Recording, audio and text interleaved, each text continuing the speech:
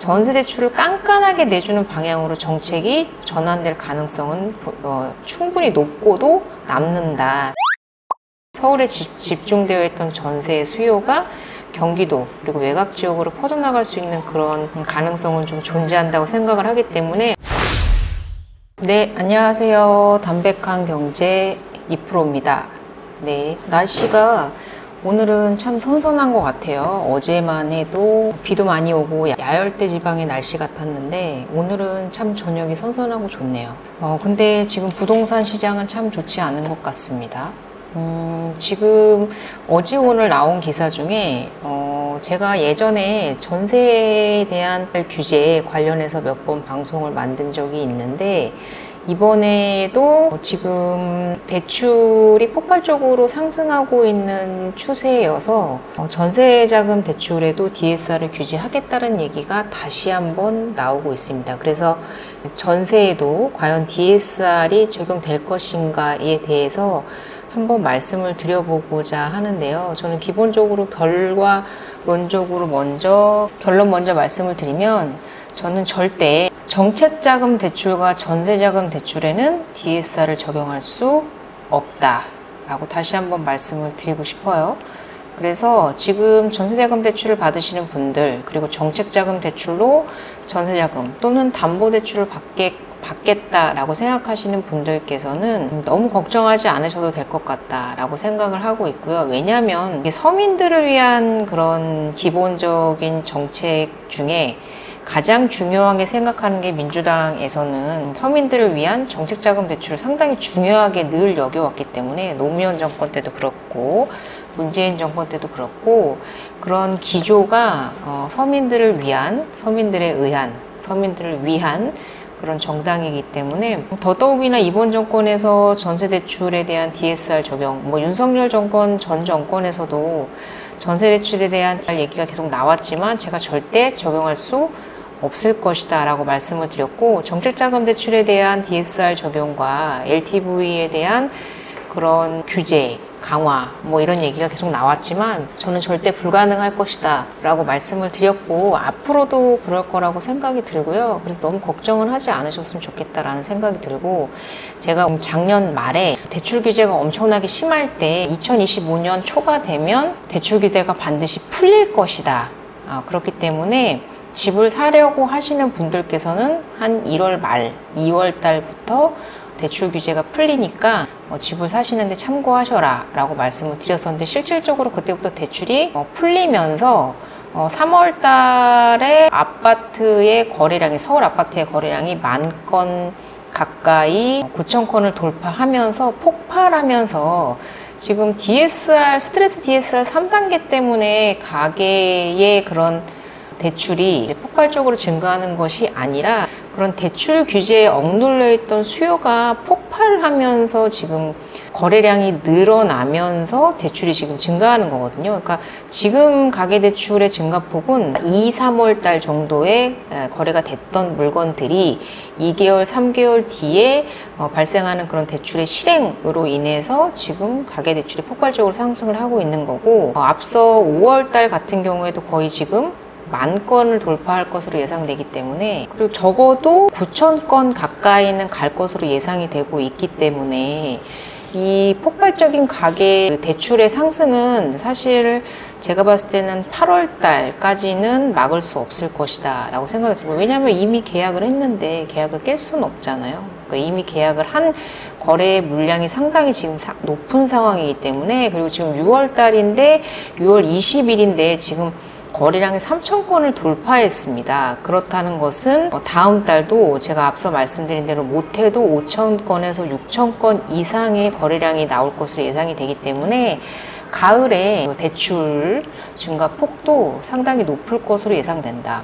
그렇지만 지금 폭발적으로 상승하고 있는 그런 거래 대출의 증가 폭은 아마도 이미 3월 달에 인지를 하고 있었을 거예요. 왜냐하면 거래량이 폭발을 하니까 그때 계약을 하면 보통 2, 3개월 후에 입주를 하시기 때문에 지금 이맘때쯤에 가계대출이 폭발할 것이라는 걸 정부에서 모를 리 없었을 것이고 금융당국에서도 분명히 알고 계셨을 텐데 이제 와서 전세대출에 대한 DSR을 검토할 리는 없고 이미 검토를 마쳤을 것이다 라고 생각을 하고요.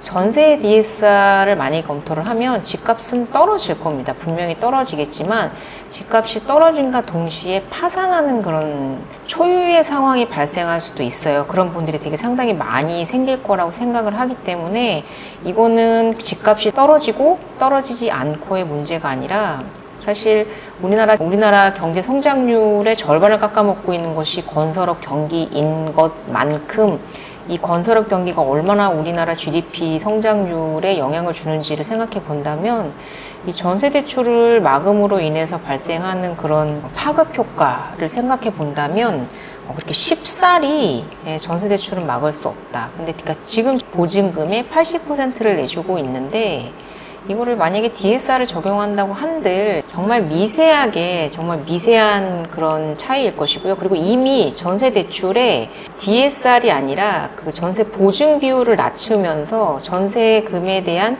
대출 비율을 조금 낮추는 방향으로 지금 정책이 흘러가고 있기 때문에 꼭 굳이 DSR이 아니라도 허그나 지금 HF에서 전세 보증 비율을 100%를 보장하고 있던 허그의 전세 보증 비율을 지금 90%로 낮추는 것을 지금 시행하려고 하고 있는 상황이기 때문에 그 정도만으로도 충분히 영향을 줄 수 있는 부분이다. 왜냐하면 이제는 100% 보장을 해주기 때문에 은행에서도 리스크가 없기 때문에 전세 대출을 쉽게 내줬다면 HF처럼 이제 90%, 80% 내외로 보장을 해주면 나머지 10%에서 20%는 은행에서 리스크를 안아야 하기 때문에 은행에서도 어느 정도 대출을 내줄 때 그 차주의 신용도와 그런 여러 가지 것들을 확인할 것이다. 지금 허그 같은 경우에는 차주의 신용도나 그런 상환 능력을 보지 않고 대출을 내주고 있는 것 때문에 문제가 된 것이기 때문에 이렇게 허그에서 지금 보장해주고 있는 보증 비율을 낮추는 정도로 전세 대출은 어느 정도 그러니까 깐깐하게 대출을 내주는 정도로 변화하는 수준일 것이지 이것을 금액을 깎아내려서 전세금을 누르지는 않을 거라고 전세 대출을 누르지는 않을 거라고 생각을 해요. 다시 한번 말씀드리지만 전세 대출을 깐깐하게 내주는 방향으로 정책이 전환될 가능성은 충분히 높고도 남는다. 다만 전세 대출을 내주지 않는 방향으로 가지는 절대 않을 것이다 라고 생각을 하고 담보대출 또한 정책자금 대출인 디딤돌 대출과 보금자리론도 금리를 높여서 어느 정도 금리를 높여서 접근하기 어렵게 하거나 그리고 차주의 상환 능력을 조금 더 꼼꼼히 보므로 해가지고 대출을 좀 깐깐하게 내주는 그런 방향성으로 갈 가능성은 높지만 DSR을 적용해서 금액 자체를 깎아내리는 그러한 방향으로 움직이지는 않을 것이다 라고 생각을 합니다. 그래서 대출을 받을 사람이 받게끔 하는 그런 방향으로 진행이 될 것 같고 DSR 자체가 적용될 리는 절대로 없다. 그렇기 때문에 대출을 지금 받을 수 있는 능력이 되시는 분들은 특별히 걱정할 거 없다고 생각이 들고요. 다만 차주의 상환 능력을 보지 않았던 허그의 그런 기존의 그런 행태를 봤을 때 그냥 내가 직장이 없어도 그리고 월급이 내 월급보다 상환해야 되는 금액이 더 많은 그런 전세 대출도 예전에는 내줬다면 이제 앞으로는 그런 분들께서는 자신의 그런 능력보다 과한 전세를 구하기는 조금 어려운 그런 상황이 될 거기 때문에 좀 상환 능력이 부족하신 분들은 조금 저렴한 전세 쪽으로 이동할 가능성이 있다라고 생각이 들면서 수요가 어느 정도 분산될 수 있는 가능성은 좀 있다고 생각을 해요. 서울에 집중되어 있던 전세의 수요가 경기도 그리고 외곽 지역으로 퍼져나갈 수 있는 그런 가능성은 좀 존재한다고 생각을 하기 때문에 어느 정도 깐깐하게 대출을 내주는 그런 방향성으로 움직이지 않을까라고 생각을 합니다.